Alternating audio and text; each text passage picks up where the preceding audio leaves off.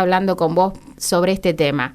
Repito por las dudas, las líneas de comunicación que son 422-157, 40-50-27. Y entro de lleno a preguntarte, Cecilia, que nos digas, que nos expliques un poquito qué es la depresión. Bueno, antes que nada, gracias a ustedes por este espacio. Y me parece interesante que la gente esté interesada en saber sobre la depresión. ¿Me escuchás bien, Inés? Casi te pierdo de a ratitos, no te escucho del todo bien. A ver, capaz que ahí me escuchás mejor. Ahí sí te escuchamos re bien. Bueno, depresión, más allá de la definición más técnica, te perdemos, te perdemos. Justamente la depresión, lo que es necesario tener claro es que aunque justamente no veamos algo como con las violencias físicas, la depresión Ceci, no te estamos escuchando. Físico. Entonces, más allá del síntoma que podría Ceci, pensar un poco las maneras que puede expresar un poco. Sí, por favor. Bien. Estamos teniendo problemitas de comunicación con el teléfono. En un ratito volvemos a retornar con el llamado. Sí, y como decíamos recién, para quienes no nos conocen, acá estamos Inés Arredondo y Oba Martínez, somos docentes, somos muy interesados en todo lo que tiene que ver con la educación sexual integral y en la conformación de la persona, pero la depresión no es un tema para ser tratado por cualquiera. Por eso es que en este caso estamos tratando de comunicarnos con Cecilia para ver qué nos explica ella. Cecilia también es miembro ella de la comisión directiva de Asociación de Psiquiatras de Entre Ríos, y la verdad que la semana que viene están organizando un congreso en Paraná muy interesante. Ya iremos pasando datos, porque hay charlas abiertas sobre depresión, sobre suicidio, así que sería muy interesante para quienes están por ahí a la vuelta que puedan participar. Ahora vamos a ver si nos podemos escuchar. Hola, Cecilia. Hola, Inés, ¿me escuchás? Ahí te escucho un poquito mejor. Bueno, te decía que sobre todo la idea es que quede claro que la depresión es una enfermedad, es decir, es un padecimiento psíquico. La persona no se va a recuperar con salir de paseo, irse de vacaciones, mudarse o ponerle voluntad, que es lo que suelen decirle los familiares, los amigos, por desconocimiento, por supuesto.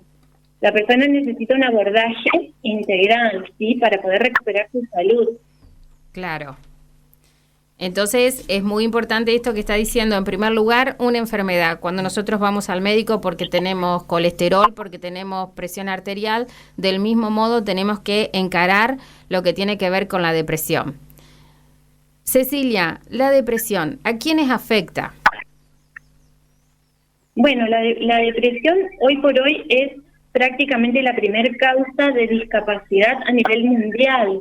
Es decir, durante muchos años fue la segunda, atrás de las enfermedades cardiovasculares, pero poco a poco se va configurando en la primer causa, ¿sí? Afecta todas las esferas de la vida del ser humano, más allá de que haya periodos en los que la depresión se hace más frecuente, ¿sí? Bien, me hablas de discapacidad, entonces, ¿de qué manera se manifiestan las personas que sufren depresión? ¿Qué emergentes, qué síntomas? Sí, la depresión tiene síntomas que corresponden a diferentes esferas. Por supuesto que estamos hablando a nivel general, y la enfermedad se presenta de diferentes formas en cada sujeto y habrá que evaluar cada situación en particular. Pero en general podemos dimensionar tres esferas de la vida del ser humano en las que se hace presente. Lo anímico, que es lo que habitualmente tenemos como más conciencia, a nivel social, de que una persona con depresión va a estar triste, va a estar angustiado, con ansiedad. También puede presentar otro síntoma, que es la irritabilidad, el mal humor, y un síntoma cardinal de la depresión, nosotros le decimos anedonia, pero que la traducción es justamente una pérdida de la capacidad de disfrutar cosas que antes lograba disfrutar, ¿sí? Cosas sencillas, como el cariño, el trabajo. La persona pierde esa capacidad de disfrutarlas, la presencia de culpa, de ideas suicidas, todo esto es anímico, emocional. Hay otra esfera que es la cognitiva, que también está siempre afectada en una persona que tiene depresión. Tiene que ver con alteraciones en la memoria, en la capacidad para concentrarse, para prestar atención, ¿sí? Para organizarse. Ujú. Y por último, el físico, ¿sí? Porque el cuerpo también da cuenta del estado depresivo a través de la fatiga, dolores diversos de cabeza, dolores digestivos, se altera la alimentación, el sueño y la esfera sexual también, ¿sí? En síntesis, justamente decimos que es una enfermedad que tiene un alto porcentaje de incapacidad porque altera la calidad de vida del sujeto. Claro. Y a mí ahí me parece importante señalar que para que una persona tenga depresión no es necesario que no pueda hacer las cosas, porque como que a nivel social está la idea de que si estás deprimido no te podés levantar de la cama y entonces mucha gente no consulta porque dice no, yo igual puedo ir a trabajar, puedo mantener cierta actividad social. En la mayoría de los casos, las personas con depresión aún así logran ir a trabajar, sostener vínculos, pero a un costo enorme, ¿sí? Claro. Y con una gran pérdida funcional, una pérdida en su calidad de vida, ¿sí? Ujú. Y esto, perdón, Ova te quería preguntar, me callé un poquito. Buenos días, Cecilia. Ova te habla. Hola. Una pregunta, ¿puede afectar más? ¿Existe alguna diferencia entre el hombre y la mujer con respecto a la depresión? Yo diría que la principal diferencia es que culturalmente los hombres consultan menos a los profesionales, y en particular a los profesionales de salud mental. Puede haber diferencias entre los sexos en diferentes etapas, pero la depresión afecta a ambos sexos y es importante también para los hombres romper con esta cuestión cultural de no hablar de lo que nos pasa, Claro. ¿sí? De no consultar con profesionales, porque lo que sí es verdad es que las mujeres consultan mucho más por depresión que los hombres. Claro, en esta línea hoy hablabas del suicidio y nosotros hemos visto estadísticas respecto del suicidio que apuntan más a que se dan los varones. Quizás esté relacionado con esto que vos estás diciendo, con la falta de pedir ayuda, de hablar sobre el tema.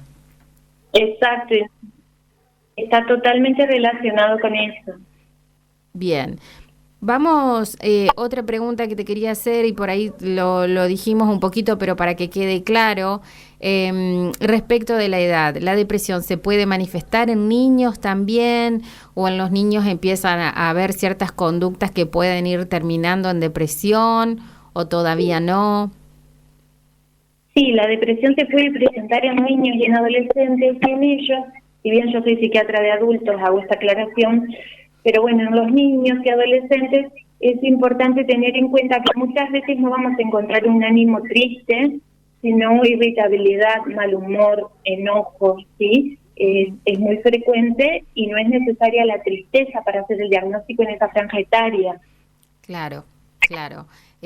Por ahí a nosotros nos han consultado mucho, si bien por ahí no es tu especialidad, pero capaz que nos podés tirar algunos datos. Nos han preguntado mucho por adolescentes, concretamente. ¿Cuándo pedir ayuda a la familia? ¿Dónde pedir ayuda acá en La Paz? ¿Vos nos podés dar esos datos? Me parece súper interesante que aparezca esto porque justamente el suicidio es la segunda causa de muerte en la franja etaria entre los 10 y los 19 años, ¿sí?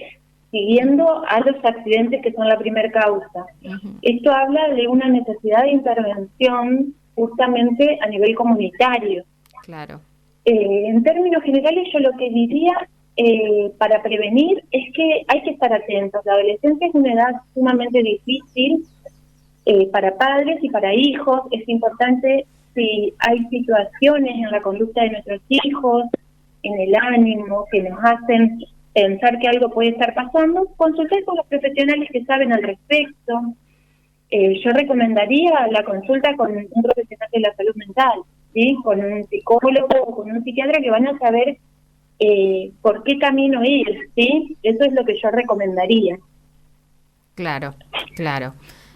Seguramente nosotros tenemos acá en La Paz lo que tiene que ver con el hospital y con distintas salitas que por ahí son datos que podemos pensar para otros programas, ir difundiendo, pero entonces es muy importante esta cuestión. La realidad, Cecilia, que vos sabés, nosotros con OVA los dos trabajábamos en escuela secundaria y es como que un emergente bastante importante y sobre todo después de la pandemia. ¿Se ha visto esto a nivel general, el tema después de la pandemia, como que se ha manifestado más el tema de la depresión, del suicidio, o es que ahora se está visibilizando?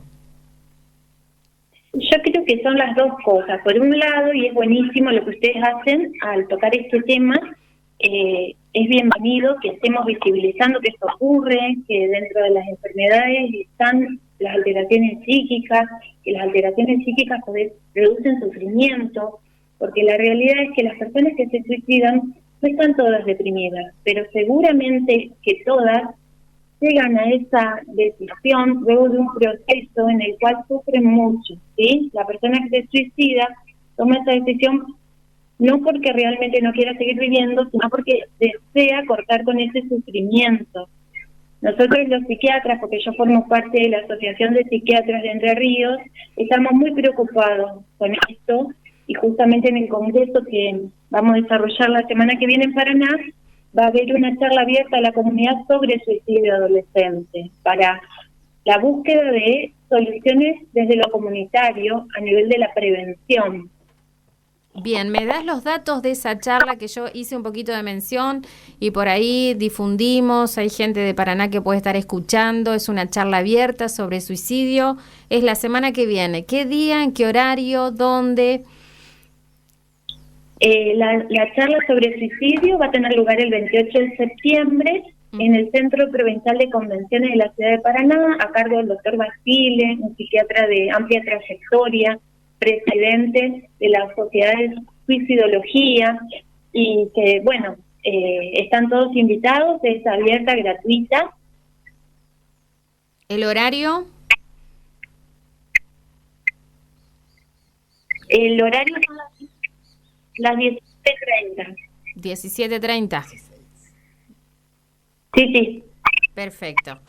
Bueno, la verdad que este tema da para mucho más. Yo tendría ahora un montón de preguntas para hacerte en relación al suicidio. Me quedó esto dando vueltas, por ejemplo, que vos decías que no todas las personas que se suicidan están deprimidas. Entonces, acá me parece sumamente importante para decir a la audiencia que es interesante empezar a diferenciar, empezar a tomar la depresión con seriedad. Yo creo que te tendríamos para robar mucho tiempo más. No sé si hay algo más que quieras decirnos o cerramos así nuestra conversación.